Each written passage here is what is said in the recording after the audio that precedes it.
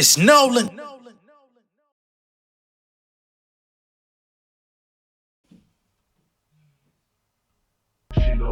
Yeah, lot of controversy that do not disturb me. Got dreams of a million, cannot defer me. Got a ring on my finger, I retired my jersey. Fuck, nigga, y'all suck like the plot of Kirby. I'm him. All black on the scene, doing me high. No, I got the game covered like knee highs. I be killing on my foes like FIFA. Flows on kit like FIFA, Fila, EIO. Green on me like G.I. Joe. Hold my chest like a peacock glow. Southside nigga with an eastside hoe. Hitting at the checker number 3 combo. Type of nigga lead EB, John Doe, 3D, Camp Creek on the creek, zone 4. With a nigga play street, leave his cheeks on the floor, can't speak no more. First verse in surgery, it's only me versus me. Nobody else hurting me. I burn niggas to the 3rd degree, like Jazz O, nigga certainly. The best nigga that rap, I don't mean just virtually. These are the 4 just worker bees. I flex up like Hercules. I hit a nigga in the shit so hard that it hurt to sneeze. It's Nolan. What's going on, beautiful people? It's the kid J Nolan here.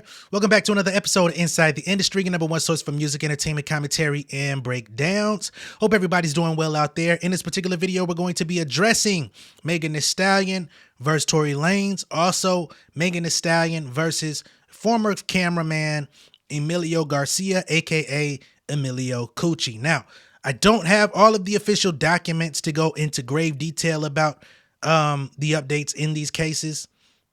However, both Tory and Emilio are out here playing media games, and they're, putting out little things for people that are willing to go look, or people that are willing to follow what it is that they have going on, to know what they're trying to communicate to the public. So we're going to cover both of those things.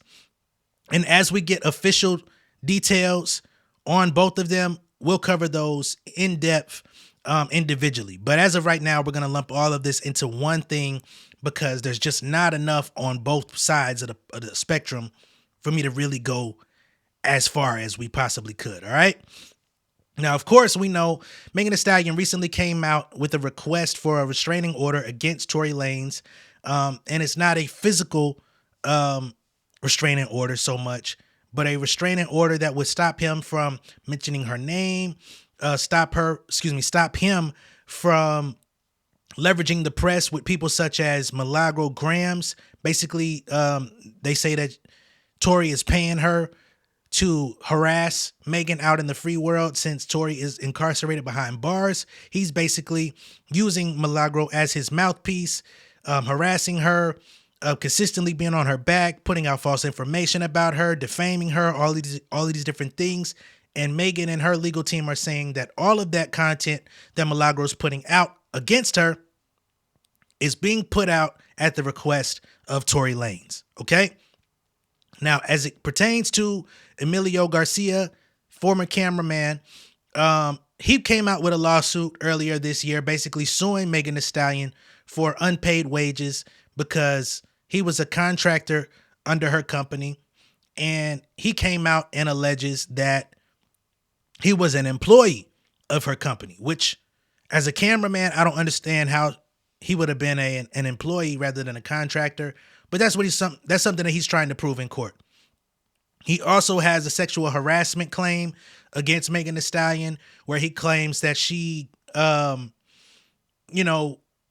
subjected him to sexual acts that he had to be present for. Nothing where she violated him, but he alleges that while they were overseas, she was having a girl on girl activity that he was forced to witness in the back of a car. He didn't like this. He didn't appreciate it. And after this incident allegedly happened, he started complaining to other team members with Megan Thee Stallion, to which Megan Thee Stallion allegedly retaliated, fired him, cut him off, and ended his run with her more abruptly than what he would have expected. Therefore, he's suing. He wants back pay. He wants money for overtime pay based on the workload of being with Megan Thee Stallion 16 hours a day. He said that she wasn't allowing him to take proper lunch breaks and all of these different things, that she would body shame him when he would eat. All of these different things are coming from Emilio Garcia, aka Emilio Coochie. Again, we're going to go over both. We're going to start with Tory. All right. So according to People magazine, they say Tory Lanez accuses Megan Thee Stallion of weaponizing the justice system in temporary restraining order response. Okay. Now, again, Megan requested a restraining order against him on December 17th, just 10 days ago, 11 days ago. Okay? So they say Tory Lanez is accusing Megan Thee Stallion of weaponizing the justice system in a new complaint. According to court papers obtained by people from the Superior Court of California in Los Angeles County, Lanez, whose real name is Daystar Peterson, 32, filed the motion on Tuesday, December 24th, responding to the temporary restraining order request the Grammy-winning artist filed earlier this month. The documents claim that through her counsel, Megan, real name Megan Pete, has improperly decided to use the Los Angeles County Civil Court to file a frivolous request for civil harassment restraining order against Daystar Peterson, who has had zero direct contact with Miss Pete. Furthermore, when celebrities with millions of dollars and backed by large corporations disagrees with free speech or opinions, they weaponize the justice system, failing to understand that they are public figures who voluntarily catapulted themselves into the limelight, unable to deal with the controversy and public opinions, the documents read in part. So he's saying that she's got millions of dollars at her disposal. She's backed by a large corporation. I'm guessing the corporation you're talking about would be Warner, because Roc Nation is not a large corporation. It's actually a small business. And they've kind of eliminated some of their major corporate ties as far as the Roc Nation company is concerned. So I'm guessing you mean Warner is putting money up. Or you could say Jay-Z's a billionaire, so maybe he's putting the money up. That's up to discretion. He says, you fail to understand that you're a public figure who voluntarily catapulted yourself into the limelight. Now you're unable to deal with controversy and public opinion. So he's saying, you're a celebrity. You wanted to be a celebrity. You catapulted yourself into this limelight, but now you don't want to deal with people who have things to say about you, or any critiques that the public may have about you and your appearance in the limelight. Okay? So basically, they're trying to say now that she can't handle it, she wants to leverage the law against Tory Lanez. I don't agree with that. I don't think that's the case, but that's what they're stating. Lanez's complaint cites California Code of Civil Procedure S 527.8, which prohibits courts from issuing restraining orders that restrict constitutionally protected speech. The statute ensures restraining order. Now, what I find interesting is restricting restraining order, basically constitutionally protected speech. He's using probably the First Amendment to his advantage. What I'm trying to understand is why he's protecting his speech if he hasn't said anything. I find that to be very interesting. Why would you protect your speech if you're not saying anything? Unless he's referring to that verse he just did on the DDG song. They say the complaint goes into further detail. Rather than rebut the commentary or debate the issues raised by defendants' comments so people can make up their own minds, plaintiff has succumbed to the current trend of using the legal system in an attempt to cancel those opinions she disagrees with. Again, I feel like this filing was made to protect Milagro, not Tory Lanez. Because again, Tory Lanez ain't the one that's consistently coming out speaking on Megan. He's spoken on her. He talked about the incident in his latest verse. But outside of that, other than petitioning with the courts to try to, find a loophole to regain his freedom, we don't hear too much from this nigga. We hear a little bit too much as it pertains to what we'd be interested in hearing. But Milagro is the one who's doing the daily work. So I find that to be very interesting. I know Milagro's name was included, but again, this feels like a protection of her. On Friday, Megan's attorney, Mari Henderson, said in a statement to People, "It is delusional that a felon convicted of a violent crime for shooting a victim and then further harassing her is even contesting a request for a protective order, and we are confident the court will act to protect the victim." I also find it interesting that Tory and co are trying to protect Milagro, by basically saying that there's constitutionally protected speech. But what y'all are not denying, and y'all have denied it openly before, but at least as it pertains to what People is putting out, they did not share a rebuttal to the fact that she's a paid actor coming out to act on your behalf. That part y'all ain't really addressing here, at least not from what we see. Okay? Earlier this month, Megan requested a temporary restraining order against Lanez, alleging that Lanez is harassing her from prison via social media and third parties, naming blogger Milagro Grams, whose real name Milagro Elizabeth Cooper. Megan's request claims that Lanez enlisted Cooper to bully, harass, and further victimize her. Right? Despite being sentenced to 10 years in prison for shooting Miss Pete, Mr. Peterson continues to subject her to repeated trauma and re-victimization. The filing noted that the continued harassment has caused Megan severe emotional distress and reputational harm. Mr. Peterson is fully aware of the impact of the psychological warfare he has waged against Miss Pete, yet he continues to deputize his supporters to attack Miss Pete's character and integrity, the notion claimed. Okay? So that's what we have in reference to Tory and his rebuttal.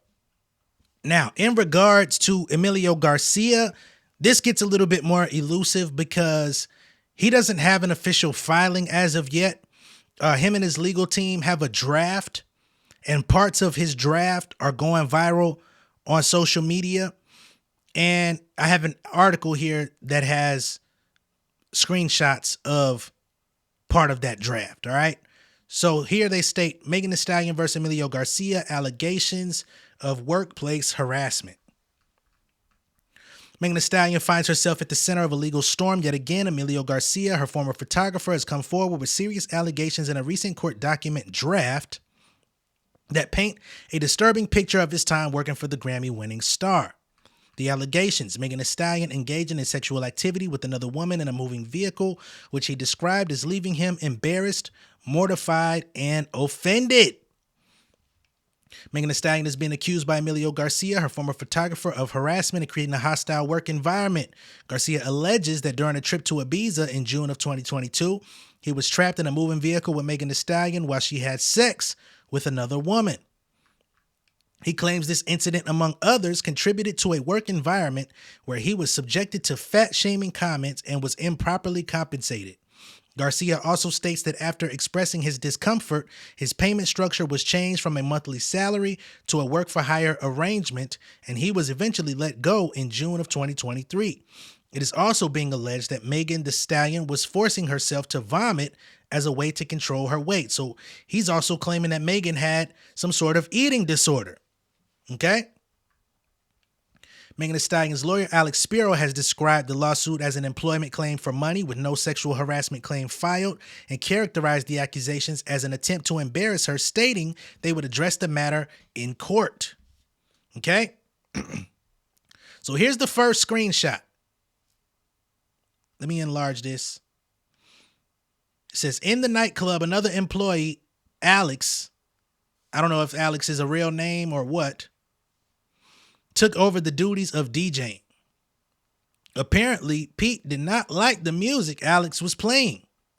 Rather than ask Alex to change the music, Pete, and when you see the name Pete, that's Megan, her last name is Pete, she approached Alex from behind and yanked his hair back, screaming, "Fucking change this shit."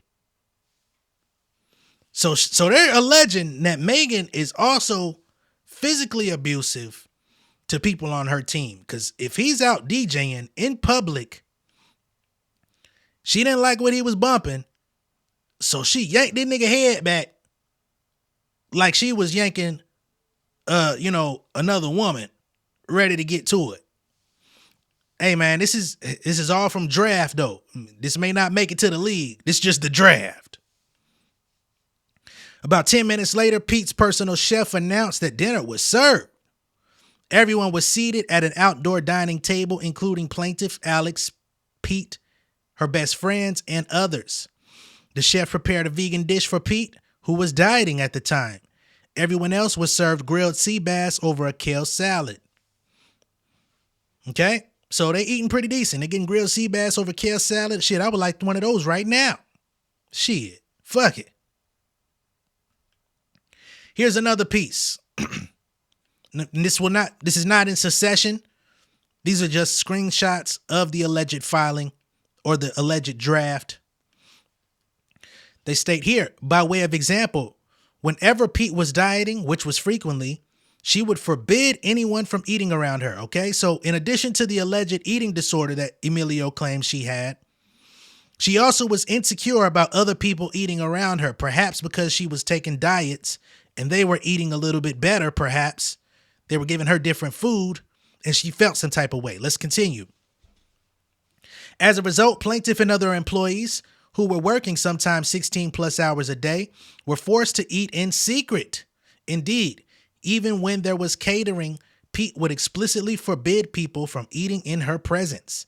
If she saw plaintiff, and plaintiff is Emilio, or anyone eating, Megan would launch into a temper tantrum, ridiculing anyone who brought food into her vicinity.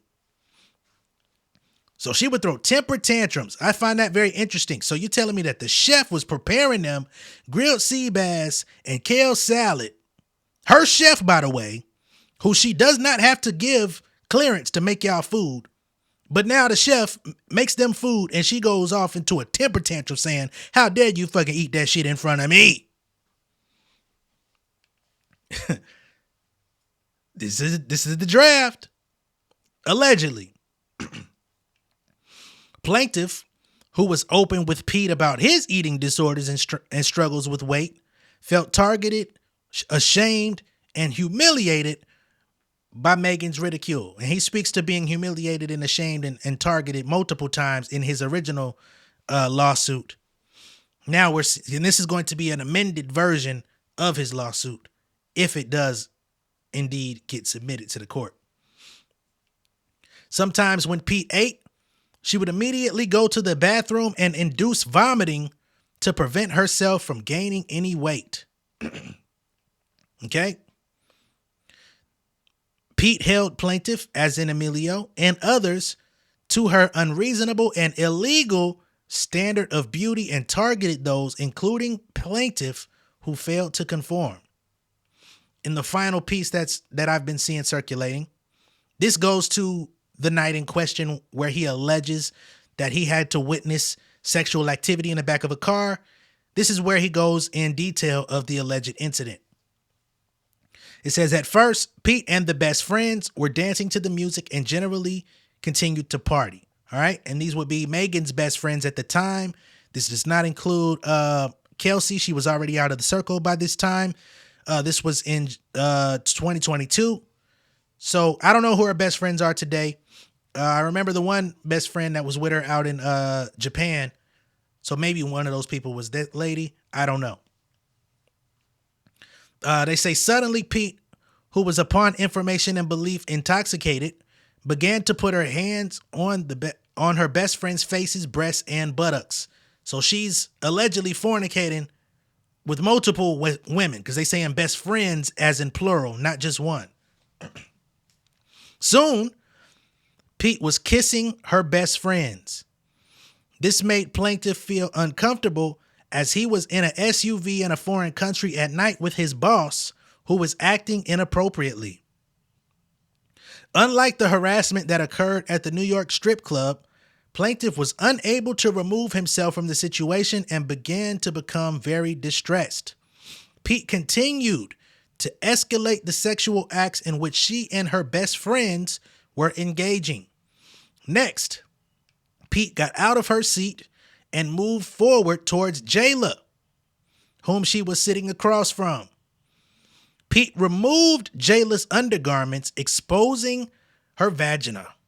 And I said that incorrectly on purpose. Pete then proceeded to take her fingers and insert them into Jayla's vagina, otherwise known as fingering. Pete, again, this is Pete. Anytime you see Pete, it's Megan. Pete stimulated Jayla with her index and middle fingers on her right hand. DK commented that Pete had long ass nails. The next morning, Jayla complained that her vagina was in pain due to the long fingernails which Pete was wearing at the time of her sex act. Now, for those of y'all that are tuned in right now, I'm sure this last page here sounds like a motherfucking erotic novel, but this is actually the details of Emilio saying, this is what I had to witness allegedly while in Ibiza with Megan and her best friends. I was forced to witness this, and I've been traumatized ever since. Now, according to Emilio's original lawsuit, I believe the next morning, he went and confronted Megan about this incident that allegedly happened, trying to understand and because he claims that she was so drunk and out of it that she couldn't recall the events that happened. He gave her a rundown of what happened, and she basically began to treat him differently from that moment forward, fat shaming him, and some more shit, right? Even at one point, she told him he don't deserve to eat with his fat ass or something along those lines, right? I can't come out here and say what did or didn't happen. I just will say this sounds crazy. It sounds very similar to the allegations that were set forth on Lizzo about a year ago. And that case and that set of cases, because it was multiple, those didn't pan out the way that we thought they would. It sounded like she was on some weird shit, some crazy shit. And today, Lizzo is out here doing her motherfucking thing unscathed. I don't even know if those cases were settled, if they were tossed or what. She even came out, did an interview saying how disappointed she was about how they treated her. So this stuff can go a couple different ways if we're just looking at it as I am from the outside looking in. I don't know Megan, didn't grow up with her. I can't tell you what her character entails. All I can say is that I pointed out some of Emilio's lies early on in his original filing, or just some of the inconsistencies and some of the questionable parts of his lawsuit from the jump. So it can get a little tricky here, right? But we'll see how this thing pans out. As it pertains to the labor law violations, they say beyond the allegations of harassment, Garcia's lawsuit delves into labor law violation. He asserts that he was misclassified as an independent contractor, which led him to being deprived of basic employee benefits like health insurance, and proper wage compensation. Once again, you were an independent contractor, bro. If you're a cameraman, you're an independent contractor. Health insurance would be on your dime. Okay? Ain't no overtime for contractors. But you know, it's whatever. What else? I think that's all we got at this particular moment. We will see if this draft does officially get submitted to the courts, if it's accepted by the courts, and if, you know, the full details of this amended complaint from Emilio Garcia ends up getting released. I'm sure Megan Cuniff will come out and release it to the people. I'm sure there's a couple folks that will come out and release it to the people. Opinionated Truths, I'm sure, will come out and share it as well. So that's what we have at this current juncture. All right. We have a statement from Tory and his team, responding to Megan's request for a restraining order. And we now have this alleged draft from Emilio Garcia, aka Emilio Cucci, with his lawsuit against Megan Thee Stallion. And I guess, going into the new year, we'll see how all of these things, even the case with Milagro, how all of these things pan out. Let me know what y'all think of all this down below in the comments. Be sure to like and share this video.